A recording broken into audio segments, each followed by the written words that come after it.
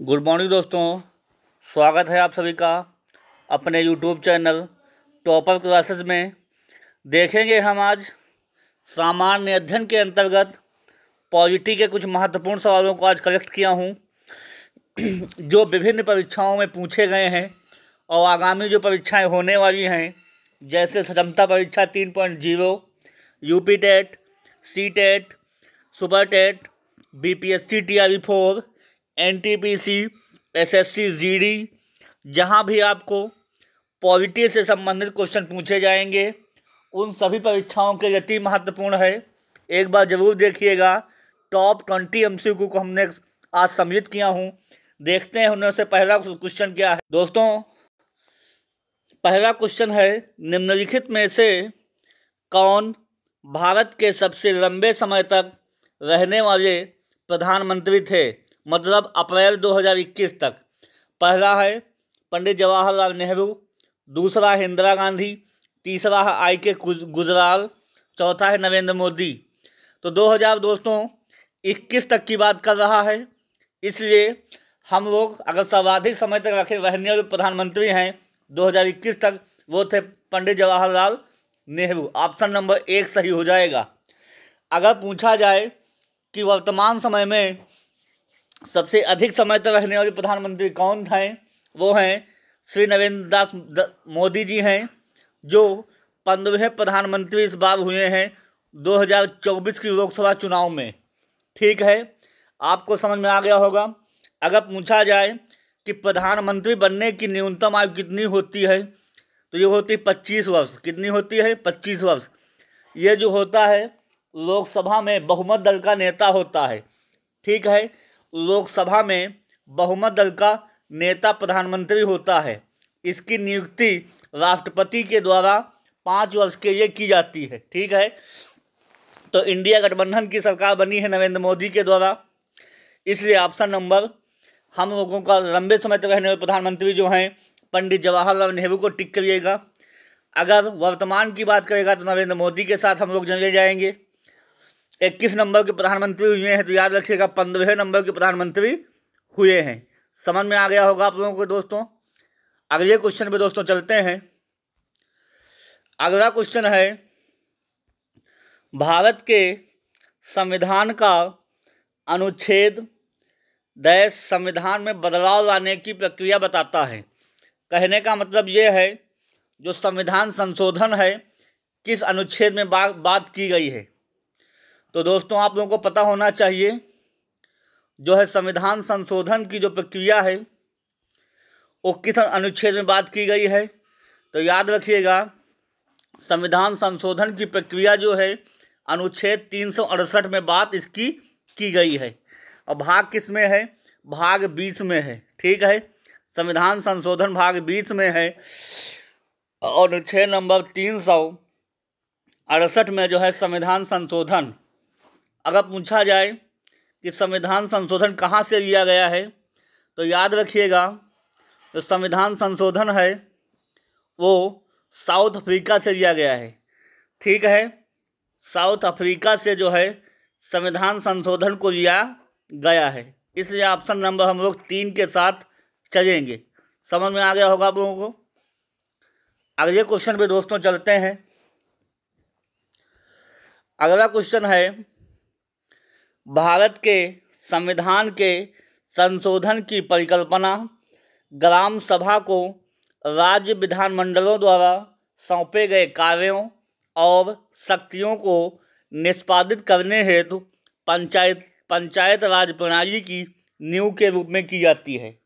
कहने का मतलब यहाँ पे दोस्तों ये है कि पंचायत जो है किस संविधान संशोधन में है। तो आप लोगों को जानकारी होना चाहिए कि पंचायत जो है 73वें संविधान संशोधन में है, 243 के में है। ठीक है, अनुच्छेद नंबर 243 और संविधान संशोधन 73वां संविधान संशोधन। अगर भाग की बात करेगा तो भाग 9 में बात इसका जिक्र किया गया है। किसमें? भाग 9 में जो है पंचायत का जिक्र किया गया है। संविधान संशोधन 73वां। लगे हाथ जो है नगर पंचायत की बात हम लोग भी कर लेते हैं। नगर पंचायत को जो है संविधान संशोधन में 74वें रखा गया है। 74 में है जो नगर पंचायत को रखा गया है, या नगर पालिका को, नगर निगम को, कुछ भी आप बोल दीजिए। 243 जेड में रखा गया है, जेडपी में। अगर संविधान भाग की बात करेगा तो भाग लगाइएगा दोस्तों 9 के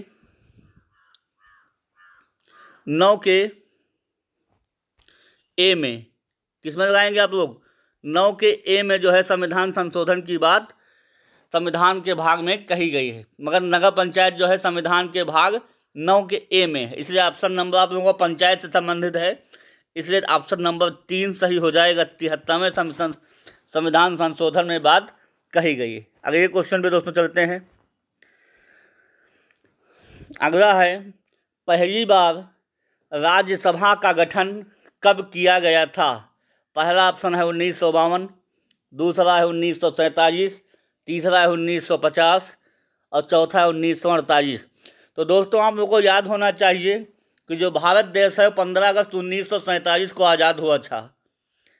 15 अगस्त 1947 को भारत देश आज़ाद हुआ।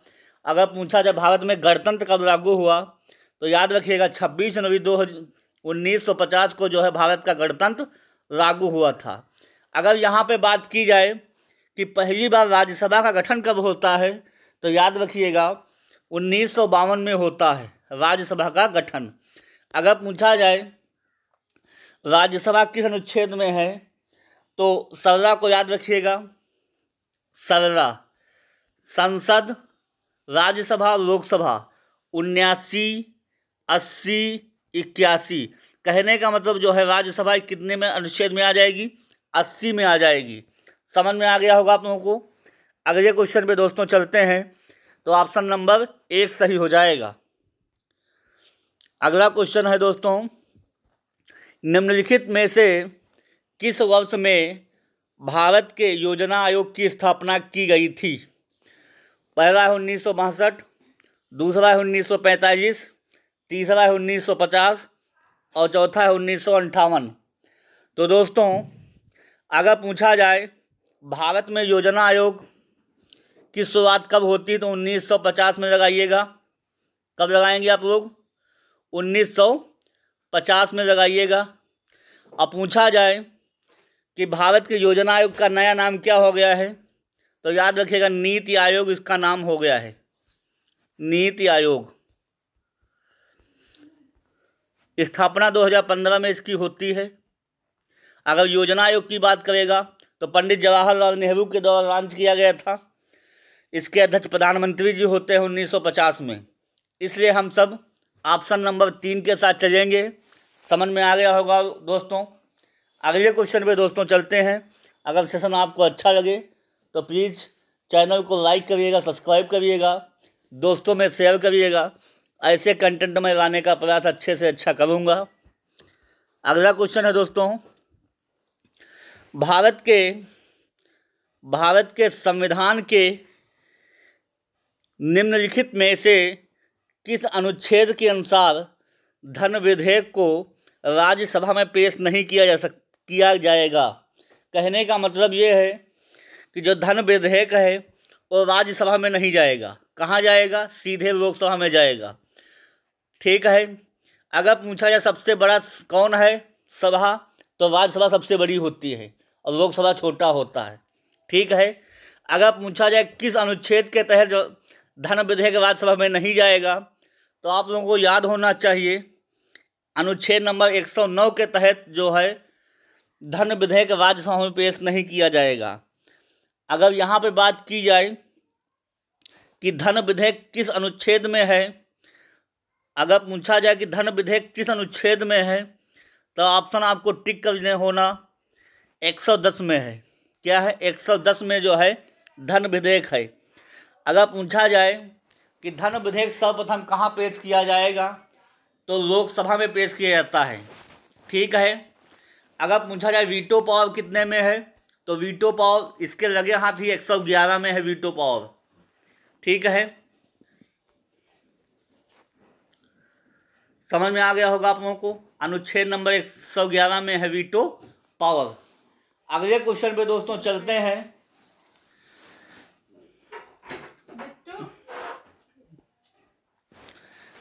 अगला क्वेश्चन है, भारत के संविधान के निम्नलिखित अनुच्छेदों में से कौन सा धर्म के अनुसार अधिकार की गारंटी देता है? पहला अनुच्छेद है 23 से 24, दूसरा है अनुच्छेद 25 से 28, तीसरा है 19 से 22 और चौथा है 14 से 18 अनुच्छेद। तो दोस्तों आप लोगों को याद होना चाहिए कि भारत के संविधान में 6 मौलिक अधिकारों का वर्णन किया गया है।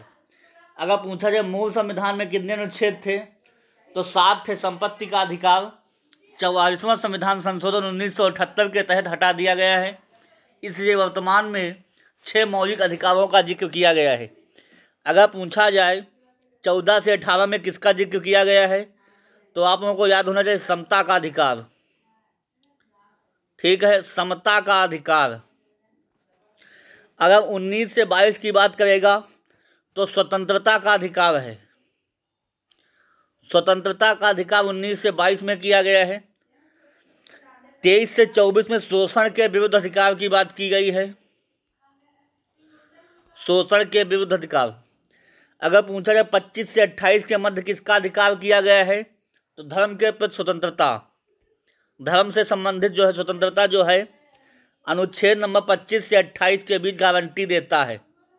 तो दोस्तों आप लोगों को याद होना चाहिए समता का अधिकार 14 से 18 में जिक्र किया गया है, स्वतंत्रता का अधिकार 19 से 22 में जिक्र किया गया है, शोषण के विरुद्ध अधिकार 23 से 24 में जिक्र किया गया है, और धर्म की स्वतंत्रता के अधिकार की गारंटी जो है अनुच्छेद 25 से 28 के मध्य जिक्र किया गया है। तो दोस्तों हम लोग ऑप्शन नंबर 2 के साथ चलेंगे। समझ में आ गया होगा आप लोगों को। अगले क्वेश्चन पे दोस्तों चलते हैं। अगला क्वेश्चन है, सामान्यतः एक वर्ष में लोकसभा के कितने सत्र आयोजित होते हैं? पहला ऑप्शन है 2, दूसरा है 5, तीसरा है 7 और चौथा है 3। तो दोस्तों आप लोगों को जानकारी होना चाहिए कि लोकसभा में 3 सत्र होते हैं। कितने सत्र होते हैं? 3। पहला होता है बजट सत्र।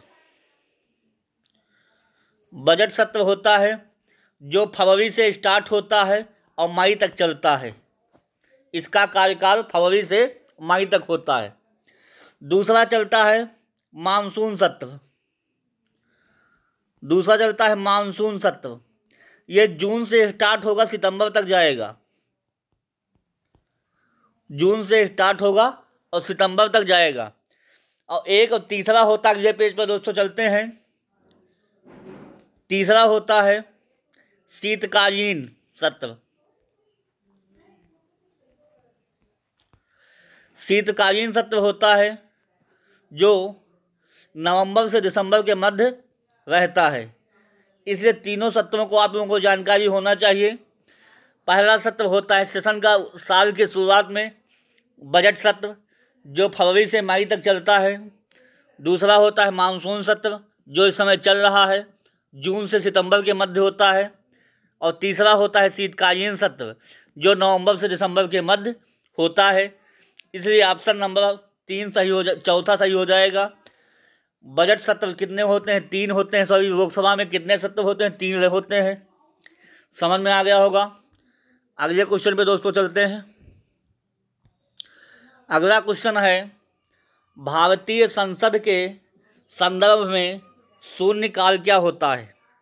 पहला है प्रश्नकाल के तुरंत बाद का समय, दूसरा है संसदीय कार्यवाही के अंतिम भाग में समय, तीसरा है प्रश्नकाल से पहले और चौथा है संसदीय कार्यवाही के पहली छमाही में।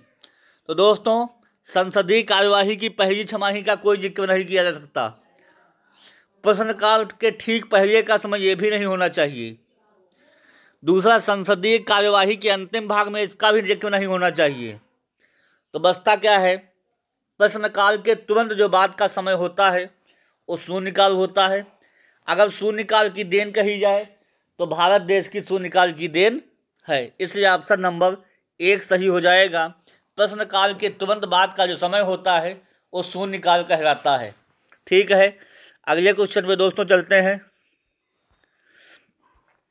अगला क्वेश्चन है, कि भारत के राष्ट्रपति और उपराष्ट्रपति की मृत्यु की स्थिति में भारत के राष्ट्रपति के रूप में कार्य करेंगे। कहने का मतलब ये है कि यदि भारत के राष्ट्रपति भी नहीं हैं और उपराष्ट्रपति भी नहीं है तो फिर जिम्मा किसके हाथ में जाएगा? पहला ऑप्शन है भारत के मुख्य न्यायाधीश के पास जाएगा, दूसरा है भारत के प्रधानमंत्री के पास जाएगा, तीसरा भारत के महान्यायवादी के पास जाएगा, चौथा है संसद द्वारा चुना उम्मीदवार के पास जाएगा। तो दोस्तों आप लोगों को याद होना चाहिए कि भारत का जो प्रथम नागरिक होता है राष्ट्रपति होता है। अगर दोस्तों देश में राष्ट्रपति नहीं है, अगर उसकी अनुपस्थिति हो चुकी है तो चार्ज जो है उपराष्ट्रपति के हाथ में जाएगा। अगर देश में किन्हीं कारणों उपराष्ट्रपति भी नहीं है तो चार्ज अंतिम स्थिति में भारत के मुख्य न्यायाधीश के पास जाएगा। भारत के मुख्य न्यायाधीश के पास जो है जाएगा। समझ में आ गया होगा आप लोगों को। पहले राष्ट्रपति के हाथ में अगर नहीं है चार्ज तो उपराष्ट्रपति के हाथ में जाएगा। अगर उपराष्ट्रपति भी नहीं है तो भारत के मुख्य न्यायाधीश के पास जाएगा। इसलिए ऑप्शन नंबर 1 सही हो जाएगा। समझ में आ गया होगा आप लोगों को। अगले क्वेश्चन पे दोस्तों चलते हैं। अगला क्वेश्चन है, भारतीय संविधान के किस मौलिक अधिकार में निर्दिष्ट किया गया है कि सभी व्यक्तियों को समान रूप से देश के कानूनों द्वारा संरक्षित किया जाएगा? पहला ऑप्शन है समता का अधिकार, दूसरा है स्वतंत्रता का अधिकार, तीसरा है शोषण के विरुद्ध अधिकार और चौथा है धार्मिक स्वतंत्रता का अधिकार। तो दोस्तों ये इसमें एक लाइन लिखी है समान रूप से देश में कानून बनाना है। तो किसके पास हम लोग जाएंगे? जब समान रूप से बात कर रहा है तो हम लोग जाएंगे समता का अधिकार। किसके पास जाएंगे? समता का अधिकार। ऑप्शन नंबर हम लोग 1 को टिक कर देंगे। समता का अधिकार 14 से 18 के मध्य जिक्र किया गया है, अनुच्छेद नंबर में है। स्वतंत्रता का अधिकार 19 से 22 में जिक्र किया गया है। अगर शोषण के विरुद्ध अधिकार की बात की जाए तो 23 से 24 में किया गया है। अगर धार्मिक स्वतंत्रता का अधिकार की बात की जाए तो 25 से 28 के मध्य किया गया है। चारों ऑप्शन के अनुच्छेद आपको याद हो गए होंगे और याद भी करते चलिए, क्योंकि जो साथ में याद कर लेंगे वो आपको लाइफ टाइम याद रहेगा और कभी भूलेंगे नहीं। इसे साथ साथ याद करते चलिए। समझ में आ गया होगा। ऑप्शन नंबर 1 सही हो जाएगा। अगले क्वेश्चन पे दोस्तों चलते हैं। सिक्किम में कुल संसदीय सीट या राज्यसभा निर्वाचन क्षेत्र है? पहला ऑप्शन है 11, दूसरा है 19, तीसरा है 10 और चौथा है 1। अगर सिक्किम की बात कही जाए तो सिक्किम की राजधानी गंगटोक है। कौन है? गंगटोक। अगर इसकी भाषा की बात की जाएगी तो इसकी भाषा है नेपाली। सिक्किम की भाषा क्या है? नेपाली। राजधानी किसकी है? गंगटोक। अगर इसकी पूछी जाए कैसा, ये पूर्ण रूप से जैविक है, पूर्ण रूप से जैविक प्रदेश है सिक्किम। ठीक है। अगर यहाँ पे बात की जाए कि सिक्किम राज्य में जनसंख्या के हिसाब से सबसे छोटा जो राज्य है सिक्किम है, सबसे जनसंख्या में सबसे छोटा। जब सबसे छोटा है तो राज्यसभा में भी सीटों की संख्या सबसे कम होगी, इसलिए सीट की संख्या 1 है मात्र। इसलिए ऑप्शन नंबर 4 सही हो जाएगा। समझ में आ गया होगा। सिक्किम की राजधानी गंगटोक है, सिक्किम की भाषा नेपाली है, सिक्किम जो है पूर्ण रूप से जैविक प्रदेश है और सिक्किम जो प्रदेश है उसकी जनसंख्या है सबसे कम है। समझ में आ गया होगा आप लोगों को। अगले क्वेश्चन पे दोस्तों चलते हैं। अगर पूछा जाए सर्वाधिक राज्यसभा की सीटें कहाँ हैं तो यूपी में लगाइएगा, 30 सीटें हैं। ठीक है। और सर्वाधिक जनसंख्या की बात करेगा तो उत्तर प्रदेश को लगाइएगा। सर्वाधिक विधानसभा की सीटें पूछे 403 हैं। अगर सर्वाधिक लोकसभा की सीटें पूछे तो 80 सीट हैं उत्तर प्रदेश में। इसलिए इसको भी साथ साथ नोट करते चलिएगा, कहीं ना कहीं आपसे टकरा जाएगा। दोस्तों ये 20 क्वेश्चनों की श्रृंखला समाप्त होती है। ऐसे ही चुनिंदा क्वेश्चनों को देखने के लिए आप टॉपर्स क्लासेस को ज्वाइन करिए। ऐसे इस प्रकार आप लोग साथ में नोट करते चलिए, अपने नोट्स बनाते चलिए, जाकि परीक्षा के समय, रिवीजन के समय आपको काम आ सकें। और कंटेंट आपको अगर अच्छा लगे तो चैनल को प्लीज़ लाइक करिएगा, सब्सक्राइब करिएगा, दोस्तों में शेयर करिएगा। इसी के साथ अगले कंटेंट क्लास में मैं फिर मिलूँगा। तब तक के लिए मैं वाणी को विराम देता हूँ। Okay, thank you.